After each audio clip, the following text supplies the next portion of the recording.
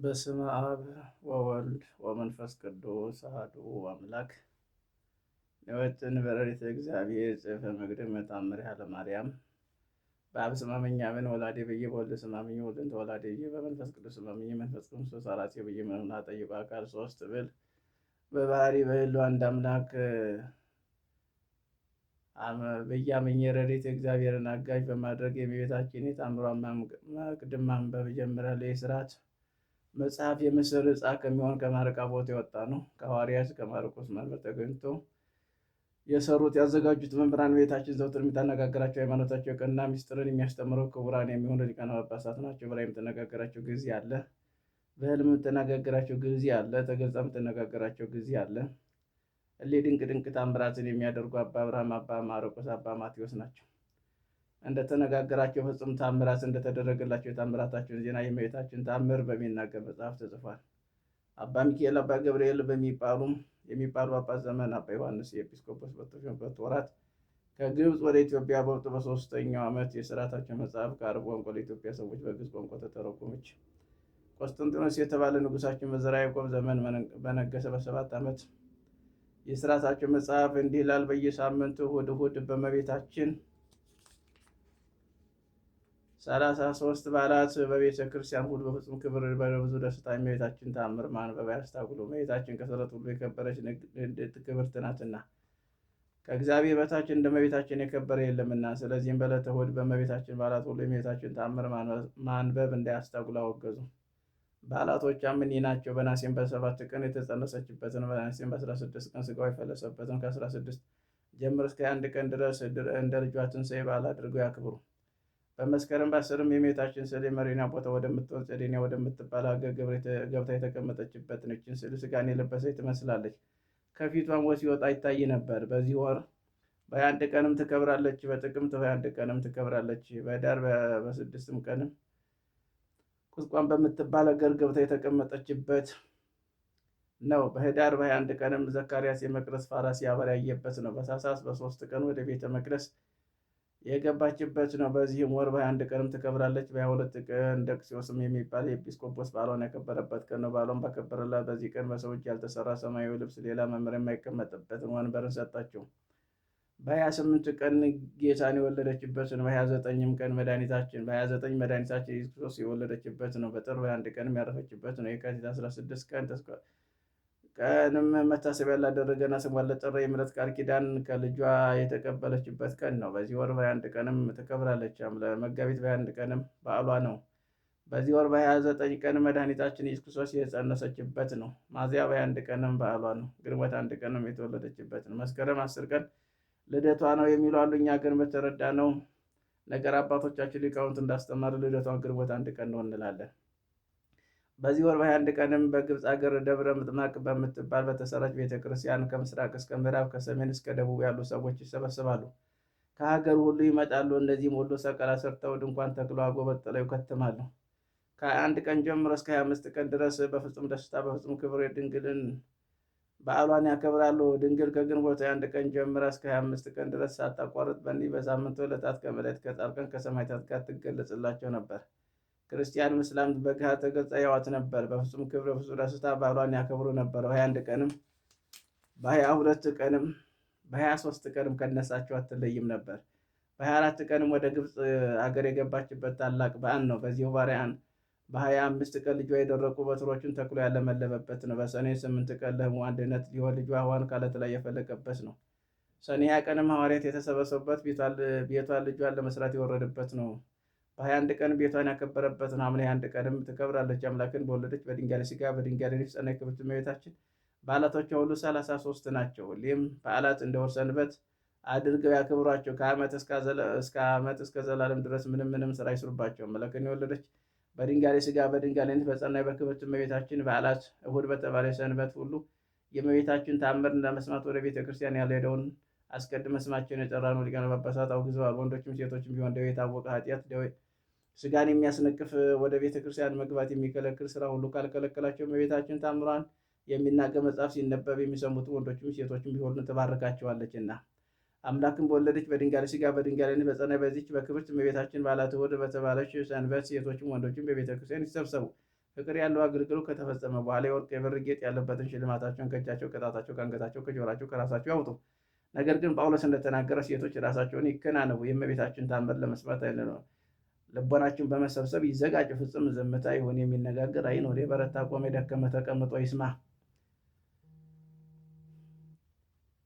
የደከመ ተቀምጦ ይስማ።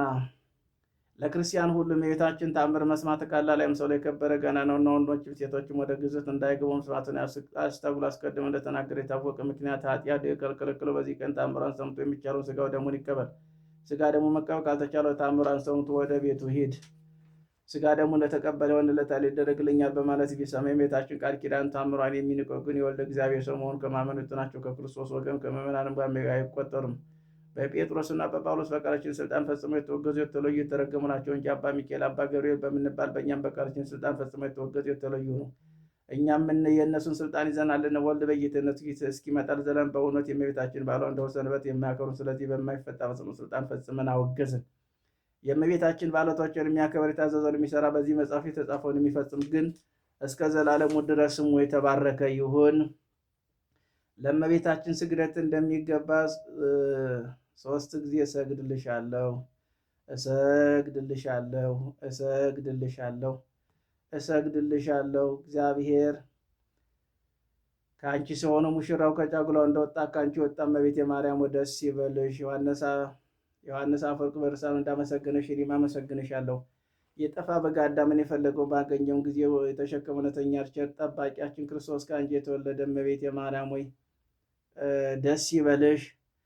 እግዚአብሔር በደን የጠላት ይሁን ጽሩ የሚጎዳ ማሰሪያው አንቺ የተቆረጠላት እመቤቴ ማርያም ደስ ይበልሽ። እግዚአብሔር በብሩህ ደመና ተጭኖ መጥቶ በማኅፀንሽ አደረ እመቤቴ ማርያም ደስ ይበልሽ። በቅዱሳን ነቢያት በቅዱሳን መላእክት አድሮ የሚኖር ከአንቺ ተወልዶ ተገለጸልን እመቤቴ ማርያም ደስ ይበልሽ። ከአብ ከወልድ ከመንፈስ ቅዱስ ጋር የምንሰግድለት ቃል የሚባል እግዚአብሔር ባልሽን ባረጉ ከአንቺ ወለድ ዘንድ የወደደሽ እመቤቴ ማርያም ደስ ይበልሽ። እኔ ለምእመናን ወንጌልን የሚያስተምርለት የጌታ እናቱ እመቤቴ ማርያም ደስ ይበልሽ። ከወለድሽ በኋላ ማኅተመ ድንግልና ሳይለወጥ አድርጎ የጠበቀሽን አማኑኤልን የወለድሽ እመቤቴ ማርያም ደስ ይበልሽ። ማኅተመ ድንግልና ሳይለወጥ ንጉሥ ክርስቶስን የወለድሽ እመቤቴ ማርያም ሰላምታ ይገባሻል። ማኅተመ ድንግልና ሳይለወጥ ንጉሥ ክርስቶስን የወለድሽ እመቤቴ ማርያም ሰላምታ ይገባሻል። መድኃኒታችን በመውለድሽ እናትን አገልጋይ ተብለሻልና እግዚአብሔር ባልሽን ባረጎ ባለሟልነትን አግኝተሻልና እመቤቴ ማርያም ሰላምታ ይገባሻል። እኛም ከምንወደው እሱም ከሚወደው ልጅሽ በደላችንን ኃጢአታችንን ያስተሰርይልን ዘንድ ለዘላለሙ ለምኝልን። ታምር ያለ እግዝእትነ ቅድስት ድንግል በክለ ማርያም ወላዲተ አምላክ ጸሎታ ወበረከታ ያሉ ምስለ ኩልነ ሕዝበ ክርስቲያን ለሀገሪቱን ኢትዮጵያ ለዓለመ ዓለም አሜን። ልመኗ ክብሯ በእኛ ለዘላለም በእውነት በሁላችን ይደርብን የዋልብንን አምላክን የወለደች በድንጋሌ ሥጋ በድንጋሌ ንጽሕና የክብርት እመቤታችን ያደረገች ተአምሬን አምላክን የወለደች በድንጋሌ ሥጋ በድንጋሌ ንጽሕና የክብርት እመቤታችን ከተወደደ ልጇ እና ከዮሴፍ ከሰሎሜን ጋር በኢትዮጵያ በስተሰሜኗ ምዕራብ ቆላማ ሀገር እንዳለች መልአኩ ገብርኤል መጥቶ ሰላም አላቸው። ከእሱም ጋር በምድረ ግብፅ ሳሉ ከእነዚህ ቅዱሳን ስደተኞች ጋር የነበሩ 6 አንበሶች መጥተው በፊታቸው ሰገዱ። የመላእክት አለቃ ገብርኤል ከዚህ ተነስታችሁ እግዚአብሔር ወዳዘዘ ቦታ ሂዱ አላቸውና ወደሚሄዱበት ቦታ መርቶ አሳያቸው። ከዚያ ቦታ ተነስተው ጉዟቸውን ቀጠሉ። እነዚህ 6 አንበሶች ከእነሱ ፊት ኋላ በቀኝ በግራ ሆነው እነሱን በመካከል አድርገው ይሄዱ ነበረ። ሕፃኑም የእናቱን የልብሶቿን ዘርፍ ይዞ በእግሩ ዱክ ዱክ እያለ ይሄድ ነበር። በደከመው ጊዜ ትታቀፈው ዘንድም ወደ እናቱ አሸክሞ አለቀሰ። በዚያን ጊዜ እናቱን በእጆቿ አነሳችውና ታቀፈችው፣ በጀርባዋም አዘለችው። ጉዞቿን ቀጠሉ። ከጥቂት ጊዜ በኋላም አገሩ ተራራው ዞረው ከአባይ ወንዝ ዳርቻ ደረሱ።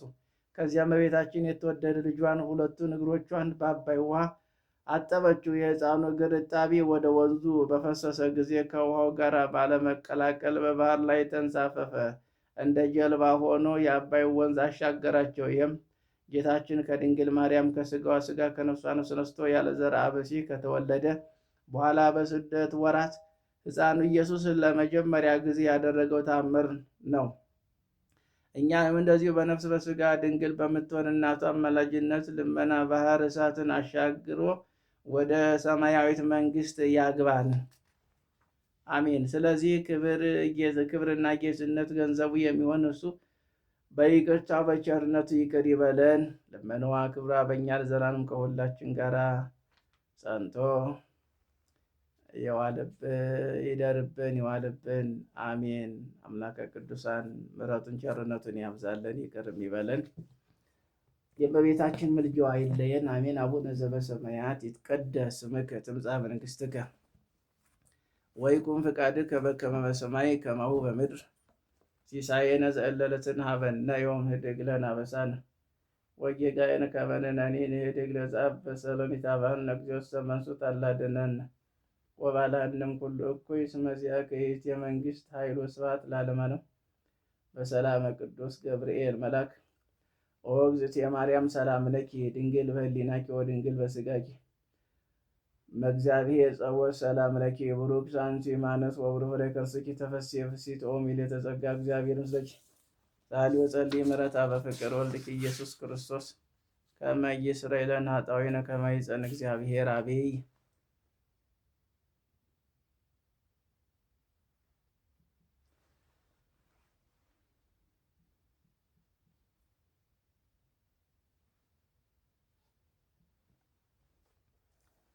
አንድ አምላክ በሚሆን በአብ በወልድ በመንፈስ ቅዱስ መስከረም 21 በዚች ቀን አምላክን የወለደች የቅድስት ድንግል ማርያም እመቤታችን ማርያም የበዓሏ መታሰቢያ ነው። ሁላችንም የአዳም ልጆች እስከ ዓለም ፍጻሜ የበዓሏን መታሰቢያ በየወሩ ልናደርግ ይገባል። የእግዚአብሔር ልጅ ከእርሷ ሰው በመሆን ከጠላታችን ሰይጣን እጅ ድህነታችን በእርሷ ተደርጓልና እርሷም ስለኛ ሁልጊዜ ትማልዳለችና የምታድን እርሷ ናትና ለሰጠን እግዚአብሔር ምስጋና ይሁን። በረከቷ ከኛ ጋር ይሁን ለዘላለሙ አሜን። ሰላም ለኪ ዘይደለወኪ ንባሪ በየማነ ንጉሥ ፈጣሪ ማርያም ንግሥት ዘይሰዓር እደወዚአ በመስቀል አግረሪ ወበመስቀሉ ካብ አውደነ ሐፃሪ። በዚህ ቀን ቅዱስ ቆጵርዮስ ድንግሊቱ ዮስጢና በሰማዕትነት አረፉ። ይህችም ቅድስት ቆጵርያኖስ አስቀድሞ ከሃዲ እና ሰራየኛ ነበረ። እርሱም ለሰራተኞቹ ሁሉ አለቃቸውን በስራዩ ስራ ከመመካቱ ብዛት የተነሳ በስራይ በሚበልጠው ካለ ለዲያና ከዚያ ሊማር ከሌላ ገንድ በእርሱ ዘንድ ሊመካባቸው ወደ አንጾኪያ ሀገር ሄደ። ቆጵርያኖስ ወደ አንጾኪያ ከተማ በደረሰ ጊዜ ወሬው ተሰማ። በአንጾኪያው ከተማ ከሀገር ታላላቆች ተወላጆች የሆኑ አንድ ጎልማሳ አለ። እርሱም ላዩ የሚያምር አንዲቷ ድንግል ብላቴና ተመኛት። ወደ ቤተ ክርስቲያን በምትሄድ ጊዜ እያያት በእርሷ ፍቅር ልቡ እንደ እሳት ተቃጠለ። በምን ሊያገኛት አልቻለም። ገንዘብ በመስጠት ቢሆንም ወይም በማስፈራራት ወይም በዝራይ አልሆነለትም። የቆጵርያኖስ ወሬው በተሰማ ጊዜ እርሱ ከሰራኞቹ ሁሉ እንደሚበልጥ ስለሱ ተነግሯልና ያ ድንግል ዮስጢና የተመኛት ጎልማሳ ወደ ቆጵሮስ ሄዶ በልቡ ያለውን ጉዳይ ድንግሊቱን ዮስጢናን እንደተመኛት እርሷን ማግባት እንደተሳነው ነገረው። የቆጵርያኖስ እኔ የልብህን ፍላጎት እፈጽምልሃለሁ፣ አትዘን አለው። ከዚያም በኋላ ያን ጊዜ ዮስጢና ወደ እርሱ ያመጣት ዘንድ በስራይ የአጋንንትን ሰራዊት ወደ እርሷ ላከ። እነዚህ አጋንንት ወደ እርሷ በቀረቡ ጊዜ እርሷን መውሰድ አልቻሉም። ከጸሎቷ የተነሳ ይቃጠላሉ። እንዲሁ ያደርግ የሰው ልጅ የት በደረሰ ነበር። ብዙ ጊዜ ላካቸው፣ ግን ወደ እርሷ ሊያመጧት አልቻሉም። ቆጵሮስ ሁሉንም አጋንንት ጠርቶ ድንግልን ዮስጢናን ካላመጣችሁልኝ እኔ ከእናንተ ተለይቼ ክርስቲያን ሆናለሁ አላቸው። ማንን? አጋንንቶቹን። ከዚህ በኋላ የሰይጣን አለቃ ሊሸነግለው አሰበ። አንዱም ሰይጣን ከሰይጣን ውስጥ በዮስጢና አምሳል ተመስሎ ለቆጵርያኖስ እንዲታየው አደረገ። ሰይጣን ተንኮለኛ አይደለም። ሰይጣኑም አለቃውን እንዳዘዘው እንዲህ አድርጎ ተዘጋጅ፣ እነሆ አሁንም ዮስጢና መምጣት ለቆጵሮስ ነገረው። እርሱም እውነት መስሎት እጅግ ደስ አለው። ሊቀበላት ተነሳ። በእርሷ አርያ የተመሰለውን ምትሃት ባየ ጊዜ የሴቶች እመቤት ዮስትና መጣሽልኝ፣ መልካም ሆነ አለ። ይህንንም ስሟን በጠራ ጊዜ ያ በእርሷ አምሳል የተመሰለው ሰይጣን እንደ ጢስ ሆኖ ተበተነ።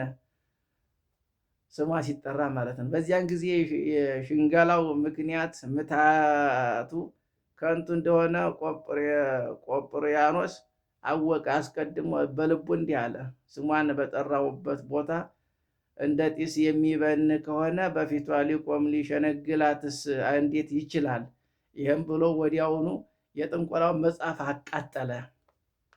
ከዚያ በኋላ ወደ አንጾኪያው ሊቀ ጳጳስ ሄዶ የክርስትናን ጥምቀት ተጠምቆ የምንኩስና ልብስም ለበሰ። ከጥቂት ቀኖች በኋላ ድቁና ሾመው። ዳግመኛም ቅስና ሾመው። በትሩፋቱ ስራና በቤተ ክርስቲያን ትምህርት ከፍ ከፍ ባለ ጊዜ ለሀገሩ ምዕራብ ለሆነች ቅርብና ቅርጣገና ለምትባል ሀገር ኤጲስቆጶስ ይሆን ዘንድ ተገባው። ያን ጊዜም ቅድስት ዮስትና ወስዶ ለደናግል ገዳም እመምኔትን አደረጋት። በቅርጣግንና የቅድስት የአንድነት ስብሰባ በሆነ ጊዜ ከጉባኤው አባላት እርሱ አንዱ ነው።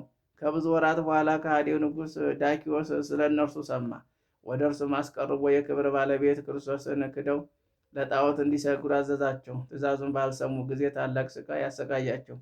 ብዙ ስቃይ ካሰቃያቸው በኋላ የቆጵርያኖስ የቅድስት ዮስትናን 3 ወንዶችና ራሳቸውን አስቆረጠ። የሰማዕትነት አክሊል በመንግሥተ ሰማያት ተቀበሉ። ለእግዚአብሔር ምስጋና ይሁን፣ እኛንም በጸሎታቸው ይማረን፣ በረከታቸው ከእኛ ጋር ትኖር ለዘላለሙ አሜን። ሰላም ለቆጵርያኖስ ሰማዕተ ኢየሱስ ፌማ በጤገነ እሳት ወይ አባላቲሁ ዘሐማ ምስለ ሰለስቱ እደው ተሳለፎሙ ጻማ ወሰላም ሊወስቲና በሃበ ጾ ስማ ከመ እንተ ጢስ ተዘሮ መስቴማ። በዚች ቀን ከ72ቱ አርድእት የአንዱ ሐዋርያው የጢባሪዎስ የዕረፍቱ መታሰቢያ ነው። በረከቱ ከእኛ ጋር ትኑር ለዘላለሙ አሜን። ሰላም ለጢባሪዎስ ስን ምስለ 70 አርድእት እግዝ በላይ ረፍት ከዮም ብሔረ ተድላ ወፍግ ባርከነ ለደቂቅከ በውስተ ዛቲ መስዋዕ እስመ ለመምሮ ቡራኬ ስርኡ። በዚህ ቀን ሃይማኖታቸው የቀና የ318ቱ ጳጳሳት ስብሰባ በኒቅያ ከተማ ተደረገ። መላው ዜናቸው ህዳር 9 ቀን ጽፈናል። በረከታቸው ከእኛ ጋር ትኖር ለዘላለሙ አሜን። ሰላም ለክሙ ጳጳሳት አዕማድ 318 በፍቃድ በእንተ ማርያም ጳጦስ ጸዋሪተ ነድ ንዑ መምህራን ተባረኮን ለውሉድ እንዘ ትእዘዙ መስቀለ በእድ ዛቅረብኩ ማሌት አዘክሪ አይላፈ ምለተጸምዱ ከዘልፈ ልላነበት ወገብ ዘንዴተ መጽሐፍ እንተረሰከ እግዚኦ ጸሪቀ መበለት ወቁፈ እመ እለም ብሏን ዘተርፈ ነቢያት ቅዱሳን ሐዋርያት ሰባክያት ጻድቃን ደናግል አዲ መነኮሳት የራን ባርኮ ጉባኤ ዛቲ መካን እስከ አረጋዊ ልሂቅ ወንቁስ ጻለ ዘጻፉ በክርስቶስ ስለዛጻፉ ወንዘ ይደረስ ስለዛንበው ወለዘቱ ወርሳና አዲስ ወለስማ ቃሉ በዝነ መንፈስ በጸሎተ ማርያም አራቂተ ኩሉም ባይስ ወራ ይማረን ኢየሱስ ክርስቶስ የምሕረት አባት የይቅርታ ባለቤት ይማረን ይቅርም ይበለን ለቃሉም ተገዢ አድርገን። የአባቶቻችን የእናቶቻችን ጸሎታቸው የእመቤታችን ምልጃዋ አይለየን። እንግዲህ እንደሰማነው ነው። አያችሁት? ስራ ያለው ሰው ያንን ሲያደርግ አሁን አንዳንድ ሰው ቢ ሲለው ወይም ቢ ሲላት ወደ ሌላ ከጸሎት ይልቅ ወደ ሌላ ይሄዱና እንዲናደርግላቸዋለን ሲባሉ እውነት እየመሰላቸው ይሄዳሉ። ሲደረግላቸው በያዶ ለምን ያ ሰውዬ ወይም ያቺ ሴትዮ የምትጸልይ የምትለምን መንፈሳዊ ከሆነ የሚላከው ሰይጣን አጠገቡ አይደርስም። እየተቃጠለ እንደ ጢስ ተኖ ነው የሚጠፋው ማለት ነው። እና ቅዱስ አምላክ ቅዱሱ ጌታ አምላካችን እግዚአብሔር ማስተዋሉን ለሁላችንም ያድለን። እንግዲህ ሰይጣን ምታተኛ መሆኑን በምታት ሰዎችን እንዴት እንደሚጫወተው እሷን አስመስሎ ሲያመጣ ነገር ግን ስሟን ሲጠራ የዚያችን ስም ሲጠራ ብን ብሎ ተኖ ይጠፋ ነበር። አያችሁ፣ በምታት ዛሬ የሚጫወትባቸው ወንዶች ቀን ሲመለከታት የዋለውን እስከ ማታ ድረስ ሲተኛ ያው ህልመ ሌሊት ያችኑ መስላ ትመጣበታለች አይደል? ብዙ ወንዶች በዚህ ይፈተናሉ። ብዙ ሴቶችም በእንደዚህ ያለ ይፈተናሉ። ሲመለከቱት ይውላሉ። እንዲያው የልብ ምኞት ማለት ነው። ያው አንድ ሰው አየ፣ ተመኘ፣ አደረገ ነው። ስለዚህ የልብ ምኞት አለ። ሲያይ ሲመለከት ይውላል፣ ወይም ስትመለከት ትውላለች። እንዲያው ዝርዝር ውስጥ ከምገባ ማለት ነው። እና ያን ሲሉ ሌሊት ሲመጣና ሰይጣን በዚያ ተመስሎ አቅፎት ይተኛል፣ አቅፏት ይተኛል። ከዚያ በኋላ ያው የሚከሰተው ያው አለ አይደለ? እንደዚህ እያደረገ ሰይጣን ሰዎችን ይጫወትባቸዋል ማለት ነው። ከእንደዚህ ያለ የተረገመ ሰይጣን እግዚአብሔር ሁላችንን የሚጠብቀን ለቃሉ ተገዥ ያድርገን። የእመቤታችን ምልጃዋ ቃል ኪዳኗ አይለየን። እንግዲህ መስከረም አንድ ቀን እንግዲህ ያው መስቀሉ ይነገራል። የመስቀሉ እመቤታችን እኛን ልንከብር እንጂ እኛን እሷ ልናከብር አይደለም፣ ልንከበር ነው፣ በረከት ልናገኝ ነው።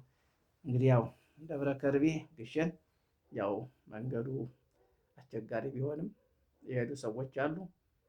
እንደገና ደግሞ መንገድ ላይ የቆሙም አሉ። እግዚአብሔር እንግዲህ የሀገራችንን ሰላም ያድርግልን፣ የበረከት የሰላም ዘመንን ያምጣ፣ ሰላም ፍቅር ያስፍን።